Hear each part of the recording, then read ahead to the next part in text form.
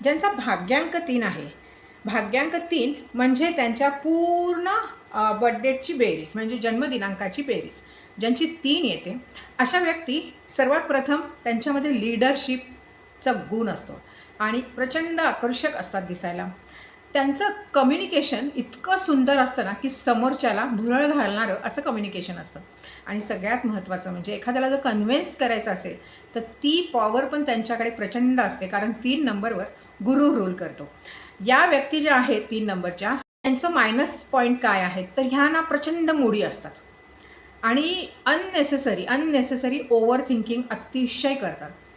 हातात घेतलेलं काम त्यांना पूर्ण करायचं असतं, पण ते न कळत होईना किंवा कसंही पण त्यांच्याकडनं ते अर्धवटच राहतं. म्हणजे एखाद्या कामाला ते सुरुवात करतात आणि काहीतरी असं होतं की ते काम त्यांचं असंच अर्धवट राहतं. पुन्हा करण्याची उमेद त्यांच्याच जागी असते की मला ते माझं काम पूर्ण करायचं आहे, पण असं काही चक्र येतात की ते काम त्यांचं पूर्ण होत नाही. आणि महत्त्वाचं, या लोकांनी त्यांच्या आयुष्यामध्ये कुठल्याही गोष्टीमध्ये कन्सिस्टन्सी ठेवायला हवे.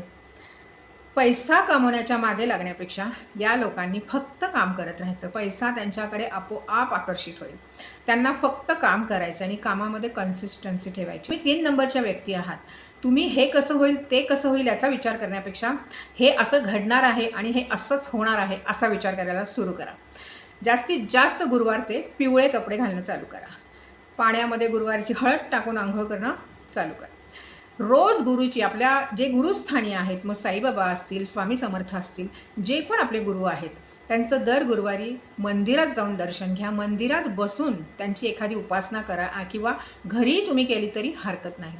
गुरुवारचं पिवळं दान मात्र नक्की करा. असं तुमच्या आयुष्यात अनंत अडचणी येत असतील, कारण तुम्ही हळवे असता मनाने, तर गाईला गूळ, शक्यतो हरभऱ्याची डाळ गाईला खाऊ घाला आणि मग पहा तुमचे एक मार्ग कसे ओपन होतील.